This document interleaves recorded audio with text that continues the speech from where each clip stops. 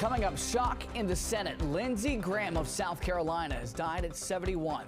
The breaking details from his office, how the longtime senator presumably died after medics rushed to his D.C. home. Plus the bipartisan reflections that are pouring in and what's next for his seat in the Senate. Violent night. A 13-year-old boy among two people killed in the district. Our team is tracking it all, looking for answers near a community center and into a double shooting across town. Maryland crash kills 3. What police say happened in Prince George's County before a motorcycle collided with a Tesla. And the showers are winding down. I'll show you the latest radar and what to expect overnight going into your Monday. Some good news for you to start the new work week. Plus, rat birth control. The new way D.C. leaders are fighting the pervasive rodent population in the nation's capital. We'll take you to the streets where science is being used to tackle the issue. And teaching kids about cash. We've got tips that parents are using to teach kids about financial success early. We're stretching your dollar, how the whole family can stay out of the red. You're watching the station covering all of the DMV. This is DC News Now.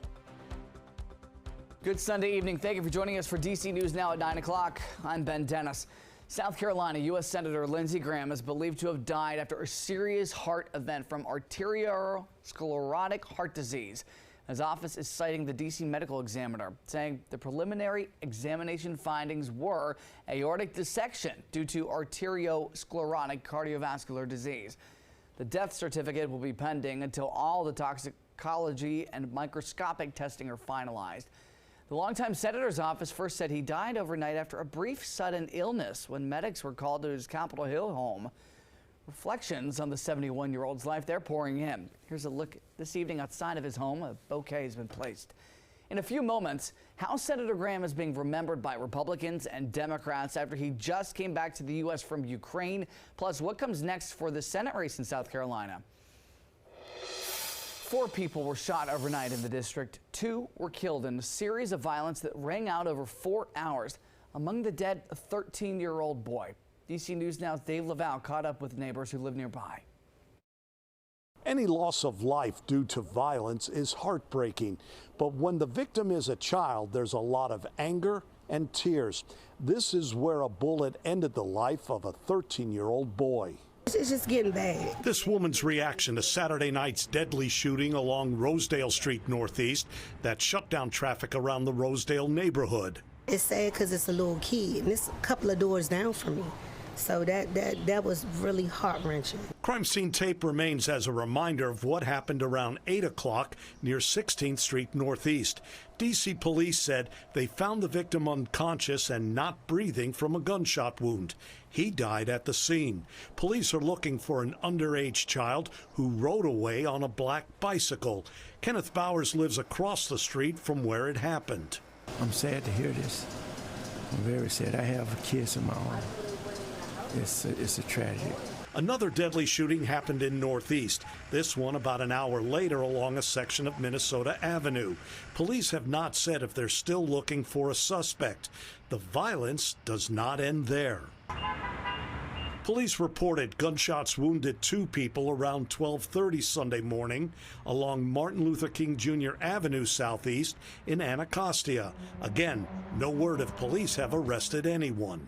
It's time for me to pack up and go. It's been time, but this is by far, this is the worst.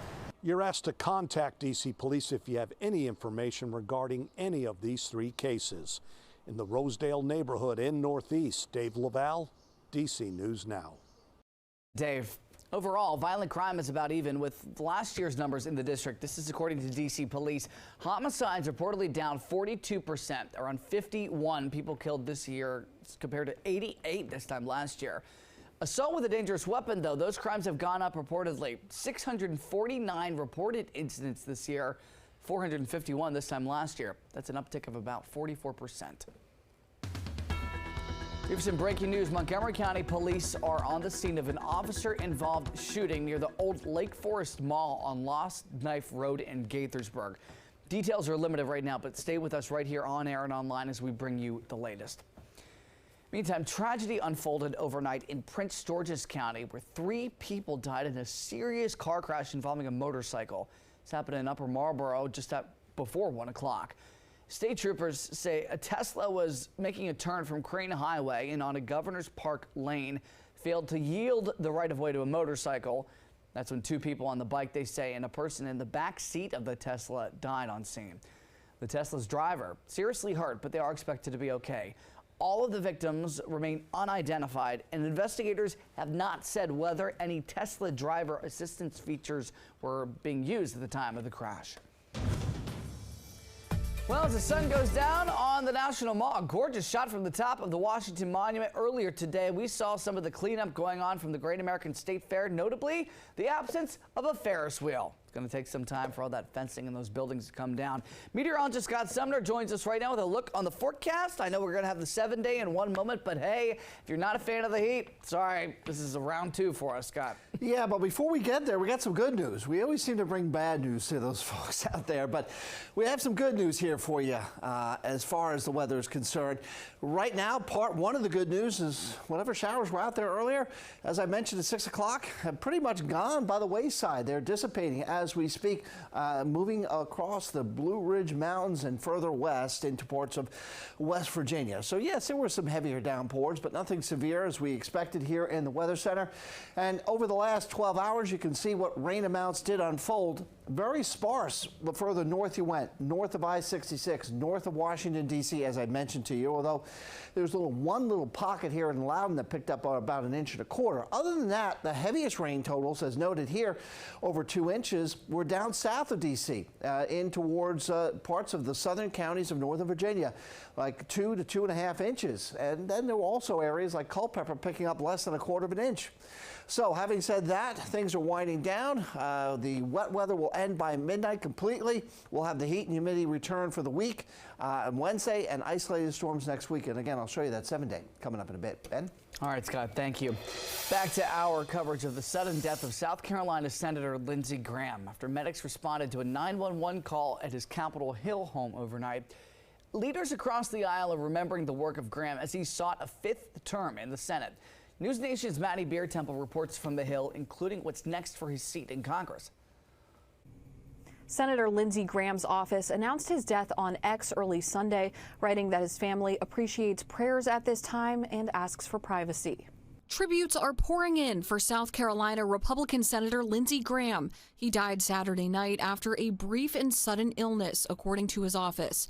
Graham had just turned 71 Thursday. He was like a member of the family to me. It's very tough, actually. President Trump on NBC's Meet the Press Sunday says he and Graham spoke just last night after Graham returned from Ukraine. He says Graham told him he felt good but was tired. He was a worker. No, he was really a worker. Graham was a close ally of President Trump, even though they started as competitors in the 2016 presidential race. He served 3 decades in Congress and was known as a foreign policy hawk. Fellow South Carolina Senator Tim Scott called him a great friend and statesman on ABC's This Week. It is a rare thing in politics, a rare thing in life to find people who are actually your friend. Democrats also shared memories with Graham, saying he could work across the aisle. Delaware Senator Chris Coons recalled some of their trips together. He was one of the funniest men I've ever known.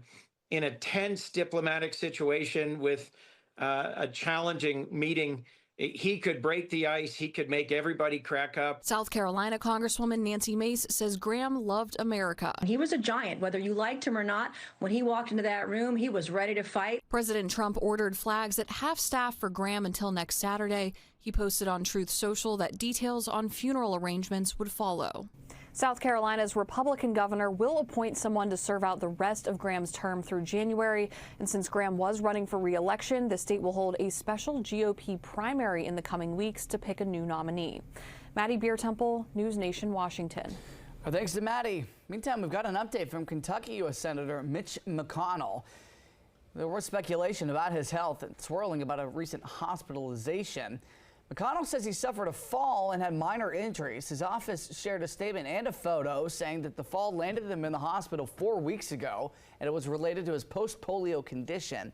His office said he did not have a stroke or any heart issues. McConnell mentioned that he will not be returning to the Senate just yet while completing physical therapy. He adds, quote, "I still have unfinished business to complete on your behalf, and I have every intention of finishing the job you elected me to do." Maryland Democrats are trying a second time to redraw congressional seats after a failed effort earlier this year. State lawmakers will meet for a special session next month to consider a constitutional amendment. Lawmakers will head back to Annapolis the first week of August, and that's to consider letting voters decide on a constitutional amendment intended to help clear the way for a congressional map expected to further favor Democrats. Even if the amendment passed in November, redistricting would not apply to the midterm races this fall. Here's Governor Wes Moore after the special session was announced. I'm very encouraged about where we are. I have been saying now for months that Maryland must respond and Maryland must act, and we will be calling a special session. We will be coming back and addressing this issue. And I'm glad to see that we now have not just the House but also the Senate now that is on board to say that at a time when our democracy is under attack, Maryland cannot just sit down and sit on our hands. Meanwhile, Maryland Republicans released a statement saying a special session should solve real problems, not D.C. politics. In the district, a heated debate over the D.C.'s bottle bill. The legislation would charge people a 10-cent deposit when they buy a soda or a beer, then refund the money when people return the can for recycling. Some local businesses worry it'll be expensive, from packaging changes to registration fees, and they worry it could put them out of business in some cases. D.C. Council has made some changes to ease those concerns, including registration exemptions for small manufacturers. But leaders consider the proposal would seriously help cut down on litter, clogging waterways and in some neighborhoods. Another regulatory or permitting cost. However, they're using a lot of different terms for fees and things like that. Like I said, the language of the bill it's too vague for us to get comfortable with it. We're told there will likely be more changes to the bill before it goes to council for a vote. Well, D.C.'s rat problem is so pervasive, families have been willing to try nearly everything, including the city's efforts now to give the rodents birth control. Yep. D.C. health leaders are testing this out in Eastern Market and Adams Morgan. They've also launched a new way to track how their attack plans are working. Daniel Hamburg reports. Rats like to find food sources, and in Adams Morgan, there are plenty. It has to do a lot with the trash, especially in the back. In the backside is disgusting. Since April, D.C. Health has been using bait, tracking powder, and birth control in what it calls a data-driven rodent blitz. I still see the rats and they're huge, starting to look like New York out here. You know what I'm saying? But it's gotten better, absolutely. Some business owners disagree. Whatever birth control they got going on is not working. ANC Commissioner Josh Jacobson is testifying about his concerns Monday in front of the D.C. Council. In those lab settings, the rats need to be eating that food for 50 days before they see an effect on fertility. And that's the food that they're eating constantly.